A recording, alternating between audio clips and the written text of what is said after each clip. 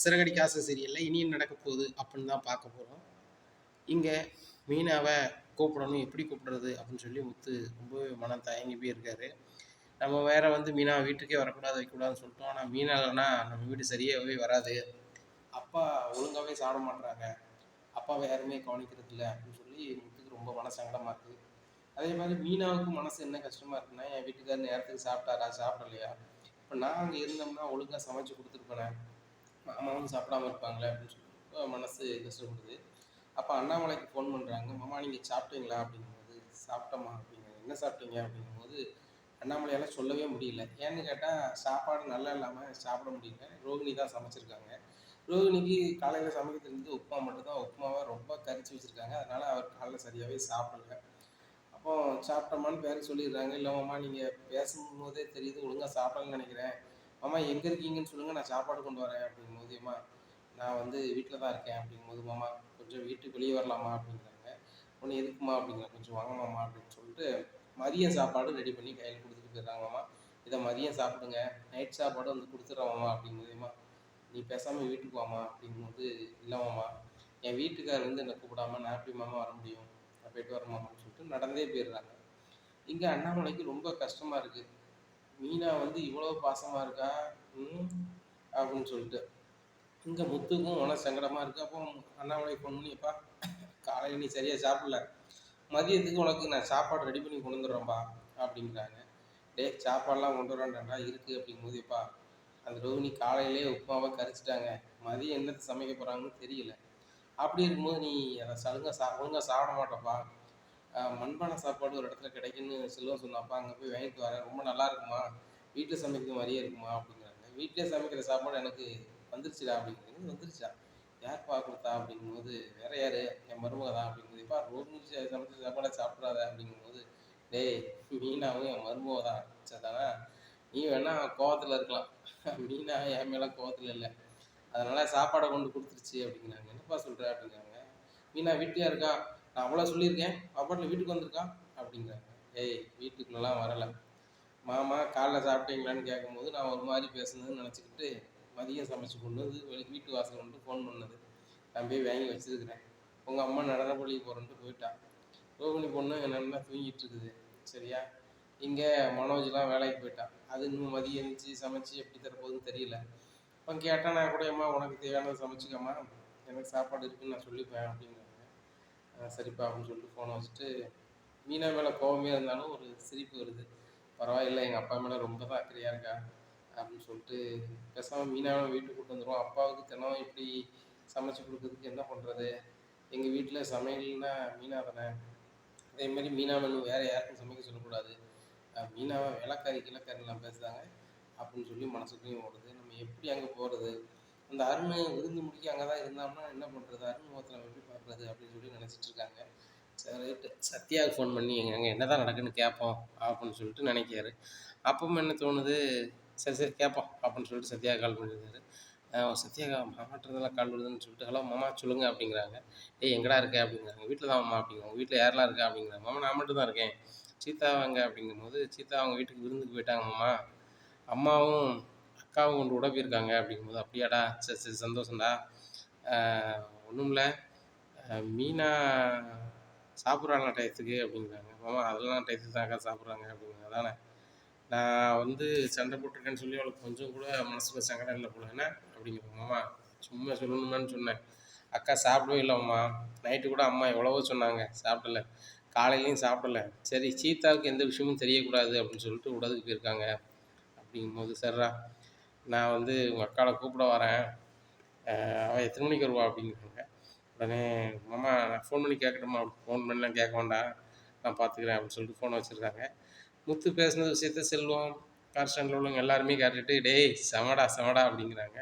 உடனே என்ன செல்வம் அப்படிங்கிறாங்க. இல்லை இன்னும் மீனா சிஸ்டர்கிட்ட கோவத்திலே இருந்துடும்னு பார்த்தேன், உன்னால் ஒரு நாள் கூட இருக்க முடியல பத்தியா, இருக்க முடியாதுடா, ஏன்னா மீனா சிஸ்டர் அந்தளவுக்கு நம்மளை பாசம் வச்சுருக்காங்க, நீனும் அளவு கடந்த பாசம் வச்சுருக்க, முதல்ல கல்யாணமே முடிக்காதாங்கன்னு எல்லார்ட்டையுமே சொல்லுவேன், இப்போ எல்லாரையுமே கல்யாணம் முடிங்க, சந்தோஷமாக இருங்க, வைங்க, அப்படி இருங்க எப்படி இருங்கன்னு சொல்லுவேன், நீ ஒரு நிமிஷம் கூட பிரிஞ்சுக்க மாட்டேன் எனக்கு நல்லாவே தெரியும் அப்படிங்கும்போது, அது என்னமோ உண்மைதான்டா, மீனா இருக்கும்போது அவள் அருமை எங்கள் வீட்டு யாருக்குமே தெரியல, மீனா இல்லாத ஒரு நாள்ல அங்க எல்லாரும் சின்ன பின்னமாயிட்டாங்க. எ காலைல எந்திரிச்சதுலேருந்து தூங்குது வரைக்கும் மீனா இல்லன்னா அந்த வீட்ல யாருமே கிடையாது. அத வந்து கண்டிப்பா புரிஞ்சிருப்பாங்கன்னு நெனைக்கிறேன். ஆனா அப்படி கூட எங்க அம்மா மீனா வேலைக்காரி அப்படி இப்படின்னு சொன்னாங்க. மீனாவ என்ன சொன்னாலும் நம்ம அத பார்த்துட்டு இருப்போம்னு நெனைச்சிட்டாங்களோ என்னமோ தெரியல. மீனா மேல எனக்கு கோவம் இருக்கும் தான். அதுக்காக மீனாவ யாரும் பேசினா நான் விட்டுருவேனா அப்படிங்கும்போது, "டேய் இதான்டா பொண்டாட்டி பாசம். உனக்கு பொண்டாட்டி பாசம் வந்துருச்சு. சரிதானா? அதனால உங்க அம்மாவா இருந்தாலும் சரி தான், யாரா இருந்தாலும் சரி தான். நீ எதிர்த்து பேசுனாங்க இந்த மனநிலைக்கு வந்துட்ட. ரொம்ப சந்தோஷமா இருக்குடா. சரி மீனா சிஸ்டர் போய் கூட்டு வா" அப்படின்னாங்க. கூட்டு வான்னா, "எங்க போய் கூட்டு வர்றது?" அப்படிங்கும்போது, "உன் மாமியார் வீட்ல தான்டா. அங்க தான்டா இருக்காங்க" அப்படிங்கும்போது, "அங்க இல்ல. விருந்துக்கு போயிருக்காங்களா?" அப்படின்னு. "என்ன விருந்துக்கு போயிருக்காங்க?" அப்படிங்கும்போது, "சீதாவ கல்யாணம் பண்ணியிருக்கல்ல, அந்த அருணையும் சீதாவும் கொண்டு போய் வீட்ல விட போயிருக்காங்க" அப்படிங்கும்போது, "நீ நியாயப்படி போயிருக்கணும்" அப்படிங்கும்போது, "அத மட்டும் பேசாதடா. ரொம்ப கடுப்பா இருக்கு" அப்படிங்கும்போது, "டேய் நீ தானடா அங்க சவலப்பாடி. நீ தான் மூத்த மாப்பிள.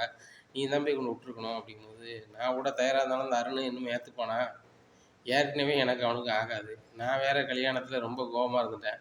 இனிமே என்ன பார்க்கும்போதெல்லாம் கடுப்பு கிளப்புற மாரி ஏதாவது பண்ணுவான். சும்மா என்னைய பொசுக்கு பொசுக்குன்னு நிப்பாட்டி, "எ அதுக்கு நீ பணம் குடுக்கணும், இதுக்கு பணம் குடுக்கணும். நீ கார் ஓட்ட முடியாது. அந்த பேப்பர கேன்சல் பண்ணுதேன், இப்படி பண்ணுதேன், இப்படி பண்ணுதாம்மா. இன்னும் என்னலாம் பண்ண போறான்னு தெரியல" அப்படிங்கும்போது செல்வம் சொல்றாரு. "இனிமே அப்படி பண்ண மாட்டான். ஏன்னா அவன் சவளப்பாடி ஆயிட்டாப்புல. இதுக்கு முன்னாடி எப்படியோ சீதாவுக்காகயாவது உன்கிட்ட எந்த பிரச்சனையும் வரமாட்டாப்புல" அப்படிங்கிறாங்க. "வராம இருந்தா அவனுக்கு நல்லது" அப்படிங்கிறாங்க. "இங்க பாரு முத்து, சீதா உன் வீட்டு பிள்ள. நீ கல்யாணம் முடிச்சு குடுத்துருக்க. நீ இன்னும் ஓரளவு அனுசரிச்சு பார்த்துக்கோ" அப்படிங்கும்போது முத்து யோசிக்காரு. அதுவும் சரிதான்.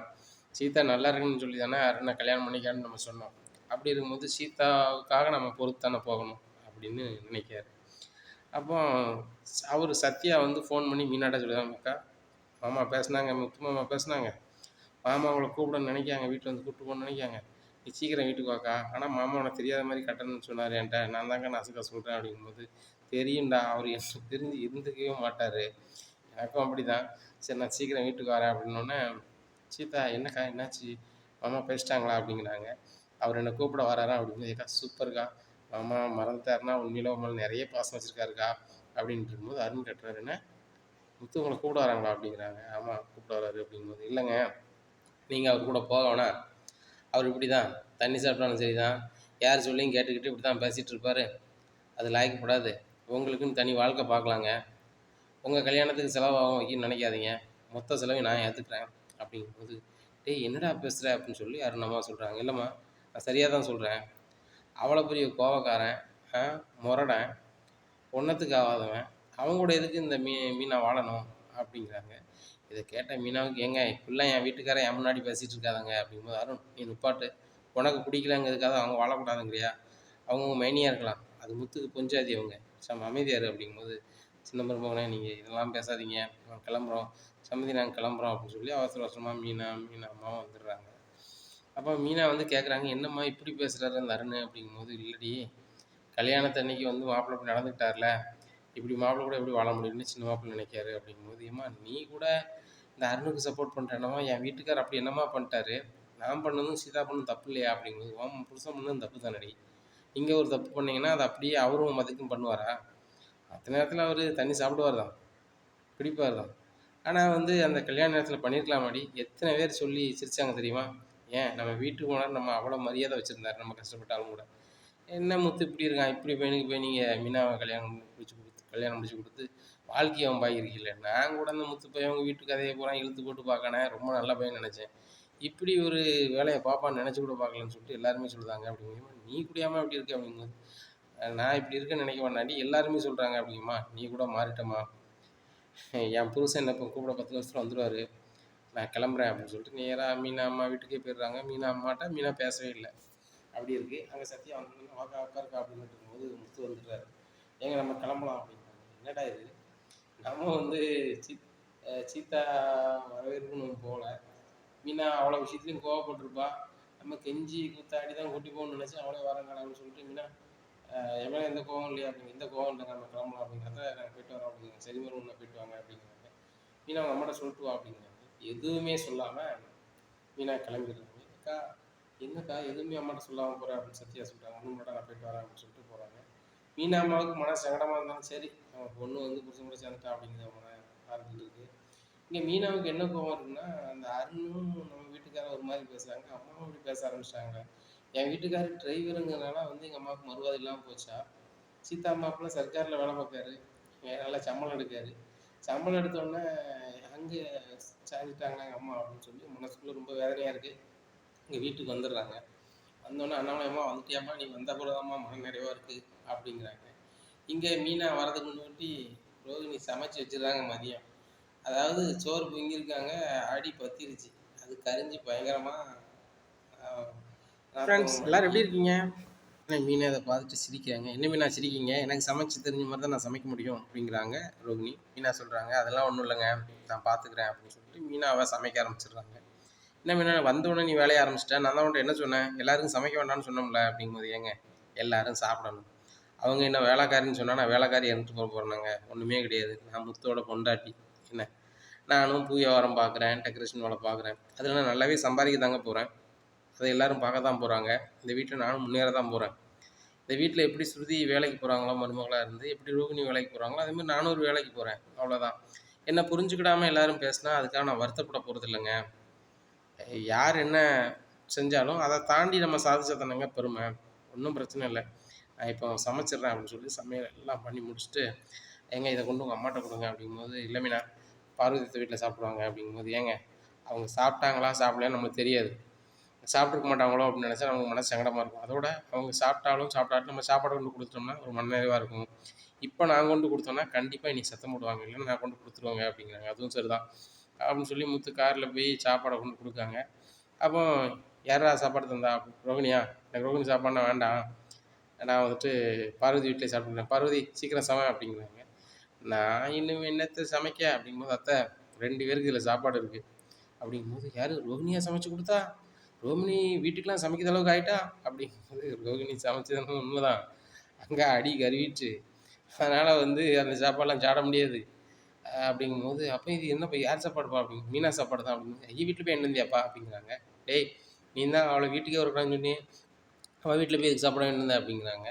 அவள் வீட்டில் போய்லாம் வாங்கிட்டு வரல, சாப்பாடு நம்ம வீட்டில் உள்ள சாப்பாடு அப்படிங்கிறாங்க. ஒன்றும் புரியலடா அப்படிங்கிறாங்க. மீனா வீட்டுக்கு வந்துட்டா அப்படிங்கும்போது, அதை எப்படி வீட்டுக்கு வருவா? நீ தான் வரக்கூடாதுன்னு சொல்லியிருக்கே அப்படிங்க. கூட்டி வந்தது நான் தானே, ஒரு வாரம் தானே செய்வான் அப்படிங்கும்போது, அவளை தான் அந்த வீட்டுக்குள்ளேயே வரக்கூடாதுன்னு சொன்னேன் அப்படிங்கிறாங்க. என் பொண்டாட்டியை நான் கோவத்தில் சொன்னேன், எனக்கு கோவம் மறைஞ்சிட்டு அவளை போய் கூப்பிட்டு வந்துட்டேன். மீனா இல்லாத ஒரு நாளே உங்களால் சமாளிக்க முடியல, அப்புறம் மீனா கூப்பிட்டு வந்தேன்னு சொல்லிட்டீங்க. காலைல காஃபி போட்டதே ரோகிணி அப்படி போட்டாங்க இப்படி போட்டாங்கன்னு சொல்லி சொன்னீங்க. மதியம் சாப்பாட்டுக்கு என்ன செய்வீங்க? எங்கள் அப்பாவுக்கு டயத்துக்கு சோறு கொடுக்கலன்னா எங்கள் அப்பாவுக்கு என்ன ஆகும்? எங்கள் அப்பாவுக்கு வேறு உடம்பு சரியில்லாத ஆள் அப்படிங்கிறாங்க. முத்து நீனும் உன் பொண்டாட்டியும் ஒரே மாதிரி தான் இருக்கிய, ரொம்ப பாசமாக இருக்கிய, நம்ம மேலேயும் சரி தான், அந்த குடும்பத்து மேலேயும் சரி தான். ஏ விஜயா, மீனா சூப்பராக சமைப்பா, நல்லா சமைச்சிருப்பான்னு நினைக்க மனம் நல்லா வருது, சாப்பிடுவோம் அப்படின்னு சொல்கிறாங்க. இங்கே விஜயாவுக்கும் மீனா சாப்பாடை சாப்பிட்டு சாப்பிட்டு பழக்கமா, அங்கே மனம் தாங்கலன்னா நீ போடா அப்படின்னு, எனக்கு ஒன்றும் வேண்டாம் அப்படின்னு சொல்லி சீனை போட்டுட்டு, முத்து வாசல் கூட போல் இங்கே சட்டியை திறந்து சாப்பிட ஆரம்பிச்சிருந்தாங்க. முத்து எட்டி பார்க்காரு. மீனா சாப்பாடு இப்படி தான், எப்போ சாப்பிடுவோம் தான் இருக்கும், நானும் வீட்டில் போய் சாப்பிடுதேன் அப்படின்னு சொல்லிட்டு முத்து நேராக வீட்டில் போய் சாப்பிடுதாரு. சாப்பிட்டு மீனா எங்கள் அம்மா சாப்பிட்டாங்க, பார்வதியும் சாப்பிடுதாங்க, முதல்ல பில்டப் பண்ணாங்க, அந்த சாப்பாடு வாசனையில எங்கள் அம்மா வாங்கிட்டாங்க அப்படிங்கிறாங்க. உடனே சரிங்க அப்படின்ட்டு முத்து வந்து மீனா கூட்டி விடுதாங்க. மீனா நீனும் உங்கள் வீட்டில் ஒழுங்காக சாப்பிட வைக்கலன்னு சொன்னாங்க, எனக்கு தாங்கலை அப்படிங்கிறாங்க. இதெல்லாம் உங்களுக்கு யாருங்க சொன்னா அப்படிங்க. யாரும் சத்யா தான், சத்யாட்ட கேட்டேன், என்னடா அவள் சாப்பிட்டாலாம் வச்சாலான்னு கேட்டேன். அக்கா ஒழுங்காகவே சாப்பிடல, நைட்டும் சாப்பிடல காலையிலையும் சாப்பிடல அப்படின்னு சொன்னாப்புல. மதியம் மாதிரி ஒழுங்காக சாப்பிடணும்ல அப்படின்ட்டு இருக்காங்க. அண்ணாமலைக்கு அப்போ தான் ஒரு ஆனந்த கண்ணீர் வருது. டேய் முத்து ரொம்ப சந்தோஷமாக இருக்குடா அப்படிங்கிறாங்க. என்னப்பா அப்படிங்கிறாங்க. இல்லை நீங்கள் 2 பேரும் விலகியே ரொம்ப நாள் நின்றுவீங்களோ, நான் வேறு ஏதாவது பண்ண வேண்டியிருக்குமோன்னு நினச்சேன், நீங்களே சேர்ந்துட்டீங்க, ஒருத்தருக்கு ஒருத்தர் மேலே இவ்வளோ பாசம் வச்சுருக்கணும்டா அப்படிங்கும்போதேப்பா நான் சேர்ந்த காரணமே நீ தான்ப்பா அப்படிங்கிறாங்க. என்னப்பா அப்படிங்கிறாங்க. இல்லைப்பா நீ டயத்துக்கு சாப்பிடணும், அதுக்கு தான் நீ மீனா கூப்பிட்டு வந்தியா அப்படின்னோடனே மீனாவும் ஒரு மாதிரி ஆகிறாங்க. இல்லைப்பா அதை மட்டும் சொல்லலை, நானும் மீனாவும் புருஷன் முன்னாடி இருக்கேன்னு அதுக்கு காரணம் நீ தானப்பா அப்படிங்கிறாங்க. உடனே மீனா இதைத்தான் சொல்ல வந்தீங்களா அப்படிங்கிறாங்க. ஆமாம் மீனா அப்படிங்கும்போது, இதைத்தானே நீங்கள் முதல்ல சொல்லியிருக்கணும் அப்படிங்கும்போது, மீனா நீ பற்றி எனக்கு தெரியுமே, ஒரு கோக்கமாக்கா இருப்பேன், அதெல்லாம் விடு அப்படின்ட்டு இருக்காங்க. இங்கே மனோஜ் வந்துடுறாரு. என்ன முத்து உன் பொண்டாட்டி வரக்கூடாதுன்னா பொண்டாட்டி வந்திருக்கா அப்படிங்கிறாங்க. மதியம் சாப்பிட வந்தியா அப்படிங்கிறான். ஆமாம் உனக்கு ரோகிணி ஆக்கி வச்சுருக்காங்க, அதை சாப்பிடு அப்படிங்கும்போது, வாசனை வேற மாதிரி இருக்குது, செமையாக்கியிருக்கலாம் அப்படிங்கிறாங்க. செமையாக்கலை, ஆக்குனது மீனா, ஒழுங்காக சாப்பிடு அப்படிங்கிறாங்க. ரோகிணிக்கும் சரியான வயிறு பசி, மீனா சாப்பாடுன்னு நல்லா இருக்குன்னு சொல்லிட்டு மீனா அவங்களும் சாப்பிட ஆரம்பிச்சிடுறாங்க. இங்கே முத்து ஃபோன் பண்ணி சொல்லிடுறாப்புல பழக்குரல்கிட்ட, இந்த மாதிரி மீனா வீட்டுக்கு வந்துட்டா மதியம் கடையில் எதுவும் சாப்பிட்டுட்டு இருக்காதீங்க, நீனும் ரவியும் வந்துருங்க அப்படின்ட்டு 2 பேரும் கிளம்பி இங்கே வந்துடுறாங்க. மீனா சாப்பாடை சாப்பிட்டு, மீனா உங்கள் சாப்பாடு மாதிரி எங்கேயுமே வராது, எந்த கடையில் போய் சாப்பிட்டாலும் சரி தான், சரியே வராது. ஏன் ரவியே உட்காந்து சமைக்க சொன்னாலும் ஒழுங்காக சமைக்க மாட்டான் அப்படிங்கும்போது ரவி சொல்கிறாரு, அது என்னமோ உண்மை தான் சுருதி, நீங்கள் மற்ற எந்த விஷயத்தில் சொன்னாலும் இல்லை அப்படி இப்படின்னு சொல்லலாம். ஸோ இந்த விஷயத்தில் நான் ஏற்றுக்கிறேன், உண்மையிலே அண்ணி செம்மையாக சமைப்பாங்க அப்படிங்கிற. ரவி அப்படிலாம் ஒன்றும் கிடையாது ரவி அப்படிங்க. இல்லை அண்ணி நீங்கள் செம்மையாக சமைக்கிறீங்க, உங்கள் சாப்பாட்டுக்காக நாங்கள் 2 பேரும் எவ்வளோ தூரத்துலேருந்து வாரம் பாருங்க அப்படின்ட்டு இருக்காங்க. சாப்பிட்டு எல்லோரும் அவங்க வேலைக்கு போயிடுறாங்க. மீனாவை பார்த்து முத்து சொல்கிறாரு, மீனா நான் நினச்சி பார்க்கும்போது இப்போ தான் தெரியுது, எல்லோரும் சொல்கிறாங்க, ஆனாலும் நான் புரிஞ்சுக்கிட்டும் போது தான் எனக்கு அது நல்ல உண்மை நல்லா புரியுது. எப்படி ரவி கல்யாணத்துக்கு நீ தெரியாமல் போய் அங்கே போய் ஒரு கையெழுத்து போட வேண்டிய சூழ்நிலை வந்துச்சோ, அதே மாதிரி சீதா வந்து எங்கள் அப்பா இருந்திருந்தாருன்னா கண்டிப்பாக எனக்கு பிடிச்சமான வாழ்க்கையை தானே அமைச்சிருப்பாரு அப்படின்னு அழும்போது உன்னால் பார்த்துக்கிட்டு இருக்க முடியாது தான். இப்போ நான் கோவப்பட்டாலும் அதானே உண்மை. சரி அந்த அருண் வந்து நல்லா பார்த்துப்பாரா அப்படிங்கும்போது, ஏங்க அவர் நல்லா பார்த்துப்பாருன்னு சொல்கிறாரு, சீதாவும் நம்புறா, ஆனால் 2 பேரும் விரும்பியிருக்காங்களாங்க நல்லா பார்த்துப்பாரு அப்படிங்கும்போது, சீதா மட்டும் நல்லா பார்த்துக்கலன்னு வச்சுக்கோயேன், முத்து மாதிரி மோசமான ஆளாக அந்த அருண் பார்த்துருக்கவே மாட்டான் அப்படிங்கிறாங்க. ஏங்க அப்படிலாம் இல்லைங்க, பார்த்துக்குவாரு அப்படின்னு. பார்த்தா சரிதான், அவள் சந்தோஷமாக இருக்கணும், அவளுக்கு ஏதாவது ஒன்று நான் விடவே மாட்டேன் அப்படின்னு இருக்கும். ஒரு ஆஃபர் வந்தது. ஏன்னா ஒன்றும் இல்லை, அந்த ஒரு மேடம் பேசுவாங்களா, ஜீவான்னு ஒரு மேடம் அப்படிங்கிறாங்க. யாருக்கு, உங்கள் அண்ணனுடைய முன்னாள் அப்படிங்கிறாங்க. ஆமாம் ஆமாம் ஆமாம் அவங்க தான் முன்னாள் தான், நான் போய் அவங்கள கூப்பிட்டு வரேன், அவங்க ஏர்போர்ட்லேருந்து கால் பண்ணுறாங்க அப்படிங்கிறாங்க. அவங்கள கூப்பிட்டு கொண்டு விடுதாங்க. என்ன முத்து எப்படி இருக்கீங்க அப்படி, ரொம்ப நல்லா இருக்கேன் மேடம் அப்படிங்கிறாங்க. சரி ஏன்னா கடைசியாக ஃபோன் பண்ணும்போது வீட்டாமோட சண்டைன்னு சொன்னீங்க, நல்லா இருக்குன்னு சொல்கிறீங்க அப்படிங்கும்போது, மேடம் ஒரு நாள் தான், ஒரு நாள் சண்டை தான், அதுக்குள்ளே வந்து சரியாயிடுச்சு, மீனா இல்லாமல் எங்கள் வீட்டில் எதுவுமே நடக்காது மேடம், ஏன்னா அவள் இல்லாமல் அந்த வீட்டில் எதுவுமே நடக்காது, அப்படி இருக்கும்போது நான் அவள் இல்லாமல் எப்படி அப்படிங்கிறாங்க. சொல்லுதுன்னு தப்பாக நினச்சிக்காதீங்க, ரொம்ப பொறாமையாக இருக்குது, உங்களை மாதிரி ஒரு ஹஸ்பண்ட் கிடைக்க அவங்க கொடுத்து வச்சுருக்கணும், அவங்கள மாதிரி ஒரு பஞ்சாதி கிடைக்க நீங்கள் கொடுத்து வச்சுருக்கணும் கண்டிப்பாக. ஏன்னு கேட்டால், ஒரு புருஷன் முன்னாடி சண்டை போட்டால் அடுத்தவங்க சமரசம் பண்ணி பஞ்சாயத்து பண்ணி லொட்டு லொசுக்குன்னு வந்து பேசுறதை காட்டிலும் நீங்களே சரியாயிட்டீங்கன்னா அது பெரிய விஷயந்தான். அதுக்கு காரணம் 2 பேருமே அதிக அன்பு வச்சுருக்கீங்கன்னு தான் அர்த்தம். என்ன, நான் கூட உங்கள்கிட்ட எதுக்கு நான் சாரி அப்படின்னு சொல்லி சொல்லி உங்கள்கிட்ட பேச ஆரம்பிக்கணும்னா, எனக்கு உங்களை ரொம்ப பிடிச்சிருந்தது. மனோஜை பார்க்கறதுக்கு முன்னாடி உங்களை பார்த்துருந்தா கண்டிப்பாக நான் விரும்பியிருப்பேன், உங்களை நான் கல்யாணம் பண்ண நினச்சிருப்பேன். ஆனால் நீங்கள் கல்யாணம் ஆகிட்டீங்க, பொறாமையாக தான் இருக்குது, நல்லா இருங்க, உங்களை மாதிரி ஒரு வாழ்க்கை துணை கிடைக்கல, அதனால தான் நான் கல்யாணமே பண்ணாமல் இருக்கிறேன் அப்படிங்கும்போது, மேடம் அப்படிலாம் ஒன்றும் இல்லை மேடம், நீங்கள் அழகாக தான் இருக்கீங்க, அது போக நல்லா படிச்சிருக்கீங்க, நல்ல பிஸ்னஸ் பண்ணுறீங்க, சொத்து பத்து நிறைய இருக்குது, உங்களை யாருனாலும் கல்யாணம் பண்ணிப்பாங்க அப்படிங்கும்போது, யாருனாலும் பண்ணிப்பாங்க முத்து, உங்களை மாதிரி ஒரு நல்லவர் வல்லவர் அப்படிங்கும்போது ஃப்ரெண்டு, ஏய் என்னடி இவர் தான் கல்யாணம் ஆயிடுச்சு அவரை பற்றியே பேசிகிட்டு இருக்கேன் அப்படிங்கும்போது, சரி முத்து ரொம்ப சந்தோஷம் முத்து, நான் உங்கள்கிட்ட ஒன்று சொன்னோம்ல அப்படிங்கிறாங்க. என்ன அப்படிங்கிறாங்க, ஏன்னா மறந்துட்டு மேடம் அப்படிங்கிறாங்க. நான் ஒரு கல்யாண மண்டபம் வாங்கியிருந்தேன், அது பக்கத்தில் லைன் கடை ஒரு 10 கடை இருக்குது, இதுக்கெல்லாம் ஒரு மேனேஜர் ஒரு ஆள் வேணும், மாதம் ஒரு 30,000 சம்பளம் கொடுத்துடலாம், ஒரு டிகிரி முடிச்ச பையன் யாராவது ஒரு பையன் இருந்தால் சொல்லுங்கள், ஒரு நல்ல பையனாக இருந்தால் சொல்லுங்கன்னு சொன்னோம்ல அப்படிங்கும்போது, மேடம் சொல்லுதுன்னு தப்பாக நினச்சிக்காதீங்க, நல்ல பையனை சொல்லுங்கன்னு சொன்னீங்க, ஒரு நல்ல பையன் இருக்கான், அவன் என் மாப்பிள்ளை தான், அதுக்காக என்னடா முத்துட்ட சொன்னோம் அவன் மாப்பிள்ளையே கொண்டு விட்டுதான்னு நினச்சிடாதீங்க அப்படி. முத்து நீங்களே எப்படி இருக்கீங்கன்னா உங்கள் மாப்பிள்ளை எப்படி இருப்பாப்புல, ரொம்ப நல்ல ஆளாக தான் இருப்பாப்புல, அவரை வர சொல்லுங்கள் அப்படிங்கிறாங்க. உடனே வர சொல்கிறேன் மேடம் அப்படின்னு சொல்லிட்டு, சத்யா எங்கடா இருக்க அப்படிங்கிறாங்க. இந்த இடத்துல இருக்கு மாமா அப்படிங்கிறாங்க. இது உடனே வரேன் அப்படின்னு சொல்லிட்டு கார் எடுத்துட்டு வந்துடுறாரு. என்ன மாமா என்ன விஷயம் அப்படிங்கிறாங்க. டேய் ஒரு வேலைக்கு சொல்லியிருந்தேன்லடா, நான் என்கிட்ட ஒரு மேடம் சொல்லியிருந்தாங்க, நான் மறந்துட்டேன், அவங்க கரெக்டாக ஞாபகம் வச்சுட்டு கேட்குறாங்க அப்படிங்கும்போது, யாருங்கும்போது மனோஜ் முன்னோடைய முன்னாள் ஆள், நீ எல்லாத்தையும் விஷயம் சொல்லுவோம் அப்படியா அப்படின்னு சொல்லிட்டு வராங்க. மேடம் இவன் தான் சத்யா, என்னை பற்றி எல்லாத்தையுமே உங்கள்கிட்ட சொல்லிடுறேன் அப்படிங்கிறாங்க. உடனே சொல்லுங்கள் முத்து அப்படிங்கிறாங்க. இவன் வந்து இப்போ தான் நல்ல பையனாக இருக்கான் அப்படின்னோடனே, ஆஹா மாமன் பழசை பற்றி பேசக்கூடாது உங்களுக்கு அப்படின்னு சொல்லிட்டு பழசு எல்லாத்தையுமே சொல்லியிருந்தாரு. இந்த மாதிரி எங்கள் அம்மாட்ட பணத்தை ஆட்டை போட்டான், எங்கள் வீட்டில் பைக்கு ஆட்டையை போட்டான், ஆனால் அப்படிலாம் இல்லை மேடம், இப்போ மாறிட்டான், ரொம்ப நல்லவனாக இருக்கான், அதனால தான் உங்கள்கிட்ட வந்து சொல்கிறேன் மேடம் அப்படிங்கிறாங்க. முத்து உங்களை மாதிரி ஒரு தங்கமான ஆளை பார்க்கவே முடியாது, ஏன் நீங்கள் நினச்சிருந்தா அந்த சத்யா பற்றி எல்லாத்தையுமே மறைச்சிருக்கலாம், ஆனால் உண்மையை சொல்லி சேர்க்கிங்க பார்த்தீங்களா, கிரேட், நீங்கள் ரொம்ப கிரேட், நான் சேர்த்துக்கிறேன் அப்படிங்கும்போது சத்யா சொல்கிறாங்க, மேடம் உண்மையிலே சேர்த்துக்கிறீங்களா, உண்மையாக சேர்த்துக்கிறேன், அவங்க மாமா மாதிரி உண்மையாக இருக்கணும்ப்பா, பாரு உன்னை பற்றி எதுவுமே மறைக்கல, அதே மாதிரி என்கிட்ட உண்மையாக இரு, மாதம் 30 ரூபா சம்பளம், அதே மாதிரி உன் கல்யாணத்துக்கோ எதுக்கோ ஒரு விசேஷம் ஏதாவது ஒன்று இருக்குன்னா என்கிட்ட நீ பணம் வாங்கிக்கலாம், அதெல்லாம் நான் கேட்க மாட்டேன் திருப்பி, இல்லை சம்பளத்தை கழிக்க மாட்டேன் அப்படிங்கிறாங்க. ரொம்ப நன்றி மேடம் அப்படிங்கிறாங்க. சரி ரைட்டு, இதில் ஒரு 50,000 ரூபா இருக்குது கவரில், என்ன வச்சுக்கோங்க, நாளையிலேருந்து இந்த கார்டனில் உள்ள அட்ரஸுக்கு போங்க, அங்கே வந்து வாட்ச்மேன் இருப்பார், நான் தான் மேனேஜராக அங்கே வந்திருக்கிறேன் அப்படின்னு சொல்லிட்டு, அதுக்கப்புறம் அந்த மேனேஜ்மெண்ட் நீங்களே பார்த்துக்கோங்க, மண்டபத்தில் வாடகை எல்லாமே உங்கள்கிட்ட தான் இது பண்ணுவாங்க. நீங்கள் ஒழுங்காக அக்கௌண்ட்டில் போட்டுக்கிட்டு வச்சுக்கிட்டு பார்த்துக்கிடுங்க. ஏன்னா நான் நாளைக்கு வந்து உங்களை பார்க்குறேன், வேலை பார்க்கும்போது வந்து பார்க்குறேன் அப்படிங்கிறேன். சரி மேடம் அப்படிங்கிறாங்க. ஆமா ரொம்ப நன்றி மாமா. இதுக்கெலாம் என்னடா நன்றி. சரி மேடம் போயிட்டு வரோன்னு சொல்லிட்டு போயிடுறாங்க.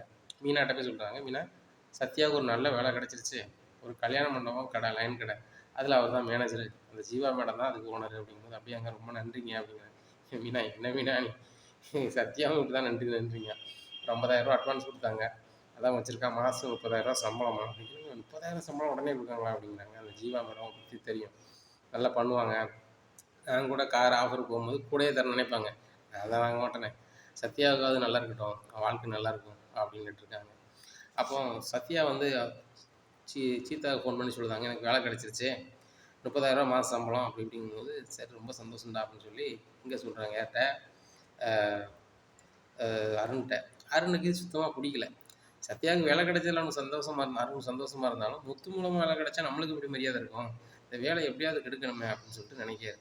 அப்போ நேராக அருண் போய் அந்த ஓனர் ஜீவாவை பார்க்குறாங்க. பார்த்துட்டு, நீங்கள் வந்து சத்யாவை வேலைக்கு வர சொல்லியிருக்கீங்களா, அவருக்கு வேலை கொடுக்கணும் அப்படிங்கிறாங்க. ஆமாம், நீங்கள் யார் அப்படிங்கும்போது, நான் அவருக்கு வந்து தெரிஞ்ச ஆள் தான், சத்யா சரியான ஆள் கிடையாது, அவன் வந்து இப்படிலாம் பண்ணியிருக்கான் அப்படிலாம் பண்ணோன்னா ஜீவா சிரிக்க ஆரம்பிக்காங்க. என்னங்க சிரிக்கிறீங்க?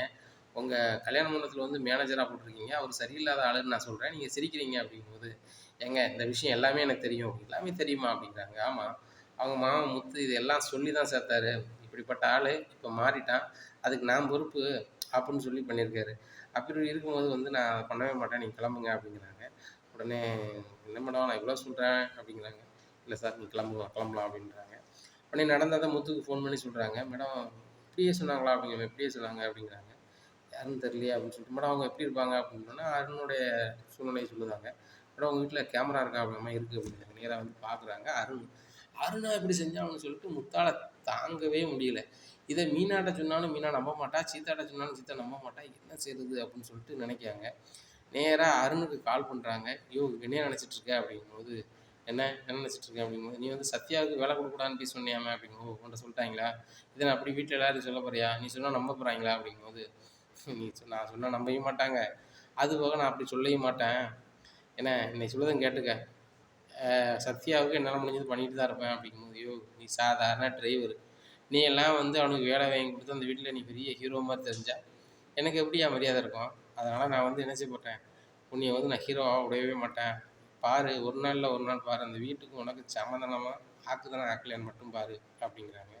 உடனே முத்து சொல்கிறாரு, நீ வந்து நான் வந்து அந்த வீட்டில் பெரிய ஆளாக தெரியக்கூடாதுங்கிறதுக்காக நீ பண்ணுறேன், நான் அதுக்காக பண்ணல, அந்த வீட்டில் ஒரு ஆளாக இருந்தால் அந்த வீட்டில் எல்லாம் நல்லா இருக்குன்னு நினைக்கிறேன், அவ்வளோதான், மற்றபடி நீ செய்கிறத நான் சொன்னோம்னா எனக்கு தான் அசிங்கம், போன வை அப்படின்றாங்க.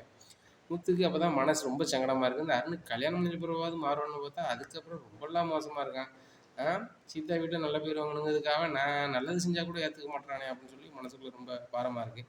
சரி இதை மீனாட்ட சொன்னாலும் மீனா மன சங்கடம் தான் முடியும், இது நம்மளோட வச்சுக்கிடும் அப்படின்னு நினைக்காங்க. சத்யா வேலைக்கு போகிற வைக்கிற எல்லாம் நடக்கு. அப்போ ஜீவா சொல்கிறாங்க, எல்லா பணம் வர செலவும் நீங்கள் தான் பண்ணுவீங்க சத்யா, கொஞ்சம் கவனமாக இருங்க அப்படி அப்படிங்கிறாங்க. மேடம் சொல்லுறதும் தப்பாக நினச்சிக்காதீங்க, இன்னொன்று உங்கள்கிட்ட கேட்கணும் அப்படிங்க, என்ன அப்படிங்கிறாங்க. டெக்கரேஷனோட செய்தாங்க, அவங்க நல்லா பண்ணுவாங்க, அவங்களுக்கு இதில் மண்டபத்தில் வந்து நம்ம வாய்ப்பு கொடுக்கலாமா அப்படிங்கும்போது, கண்டிப்பாக கொடுங்க அப்படிங்கும்போது, இல்லை எங்கள் அக்கான்னு சொல்லிட்டு நான் கொடுக்கன்னு நீங்கள் நினச்சிடக்கூடாதுல்ல அப்படிங்கும்போது, முத்தை பற்றி நல்லா தெரியும், அவங்க வீட்டம்மா மேலே அதிக பாசம் வச்சுருக்காங்க, அடிக்கடி சொல்லியிருக்கிறாரு, என் வீட்டம்மா டெக்கரேஷனோட சூப்பராக பண்ணுவாங்க, அப்படி பண்ணுவாங்க இப்படி பண்ணுவாங்க, உங்கள் கல்யாணத்துக்கு கூட என் வீட்டம்மா ஃப்ரீயாக பண்ணுவாங்கலாம் சொல்லியிருக்காப்புல, கண்டிப்பாக பண்ணட்டும், அதை பற்றி ஒன்றுமே இல்லை அப்படிங்கிறாங்க. தேங்க்ஸ் மேடம் அப்படிங்கிறாங்க. மீனாவுக்கு ஃபோன் பண்ணி சொல்லுவாங்க, அக்கா நான் வேலை பார்க்குற மண்டபத்தில் வந்து உனக்கு டெக்கரேஷன் ஆர்டர் எல்லாமே இதுதான் அப்படின்னு சொல்லியிருக்கும்போது, அன்றைக்கே ஒரு கல்யாணம் வந்து புக் ஆகுது. புக் ஆனோன்னா அந்த இதுக்குமே சொல்கிறாங்க, இந்த மாதிரி நீங்கள் அக்கா வந்து டெக்கரேஷனோட பண்ணுவாங்க அப்படிங்கும்போது அவங்க மீனா வர சொல்கிறாங்க. எவ்வளோ வருது ஏது வருதுங்கும்போது 5,00,000 ரூபா வரும் அப்படிங்கிறாங்க. சரிங்க அட்வான்ஸில் ஒரு 50,000 தரேன்னு சொல்லிட்டு அட்வான்ஸ் கொடுத்துட்றாங்க. அப்போ இது புதுசாக அந்த கல்யாணம் பண்ணுறதுக்கு ஒரு மேனேஜர் வந்திருக்காரா பார்ப்போமே, இது ஆஃபர் நம்மளுக்கு தருவாருன்ட்டு வராங்க. இங்கே மீனாவோட தம்பி பார்த்துட்டு, இவனா அப்படின்னு சொல்லிட்டு, நீங்களா இங்கே மண்டபத்துக்கு இதாக இருக்கீங்க, உங்களுக்கு என்ன கமிஷன் வேணால் வாங்கிக்கோங்க, இந்த மண்டபத்தில் டெக்கரேஷன் ஆர்டர் நான் தான் செய்வேன் அப்படிங்கும்போது, இல்லை எங்கள் அக்கா மீனா கொடுத்தாச்சு, அட்வான்ஸும் கொடுத்துட்டாங்க அப்படிங்கும்போது, அது எப்படி, நான் இவ்வளோ நாளாக தொழில் பண்ணுதேன், இந்த மண்டபத்தில் முந்தின மேனேஜர்லேருந்து எல்லாருமே எனக்கு தான் தந்தாங்க, இப்போ இந்த மண்டபத்தை இன்னொரு ஆள்கிட்ட விற்றுட்டான்னு சொன்னாங்க, அவங்க உடனே நீங்கள் இன்னொரு ஆள்கிட்ட கொடுப்பீங்களா, அது உங்கள் அக்கான்னு கொடுப்பீங்களா, நான் ஓனர்கிட்ட பேசிக்கிறேன் அப்படின்னு சொல்லிட்டு ஓனர் நம்பர் வை, மேடம் நான் சிந்தாமணி பேசுகிறேன் அப்படிங்கிறாங்க. சிந்தாமணி யாருன்னு எனக்கு தெரியலையே அப்படிங்கிறாங்க. மேடம் நான் 30 வருஷமாக டெக்கரேஷன் வேலை செய்கிறேன், நேற்று வந்தவங்களுக்கு உங்கள் மண்டபத்தில் நீங்கள் வந்து ஆஃபர் கொடுத்துருக்கீங்க அப்படிங்கும்போது, யார்கிட்ட சொல்கிறீங்க, அந்த மீனாவை தான் சொல்கிறேன் அப்படிங்கிறாங்க. இல்லைங்க நான் மீனாவுக்கு தாங்க கொடுப்பேன். நீங்கள் எத்தனை வருஷம்னாலும் பண்ணுங்க, நான் மீனாவுக்கு தான் கொடுப்பேன் அப்படிங்கும்போது, ஏங்க அவங்க சரியே கிடையாதுங்க. அவன் தம்பியை பற்றி விசாரிச்சா நீங்கள் வேலையே கொடுத்துருக்க மாட்டீங்க, அவரை மேனேஜராக போட்டிருக்கீங்க. அக்காவுக்கு தம்பி வந்து ஃப்ரீயாக செய்கிறாருங்க வைக்கிறாருங்க, அவங்க சம்பாத்தியம் ஒன்று பார்க்குறாங்க அப்படிங்கும்போது, இங்கே பாருமா எல்லாமே என்கிட்ட கேட்டு தான் செஞ்சாங்க, ஃபோனை வைங்க அப்படிங்கிறாங்க. இங்கே சிந்தாமணி சொன்னதையும் ஃபோன் பண்ணி சொல்லியிருந்தாங்க. முத்துக்கு சரியான காண்டாயிருது. என் பொண்டாட்டி வர வேலையை கெடுக்கவே வேலையாக இருக்கலாம் இந்த சிந்தாமணி அப்படின்னு சொல்லிட்டு நேராக சிந்தாமணி வீட்டுக்கு போகிறாங்க. வீட்டு முத்து போய் சொல்கிறாருங்க, பாருங்கள் என் பொண்டாட்டி கொடுக்குற வேலையை நீங்கள் நினச்சாலும் நினச்ச முடியாது, நிப்பாட்ட முடியாது. கடவுள் கொடுப்பது யாரா நீங்கள் நிப்பாட்ட முடியும்? ஒன்றும் பண்ண முடியாது, பார்த்துக்கோங்க அப்படிங்கிறாங்க. உடனே பாரு நிப்பாட்டி காட்டுறேன் அப்படின்னு சொல்லிட்டு இங்கே சபதம் எடுக்கிறாங்க இங்கே சிந்தாமணி.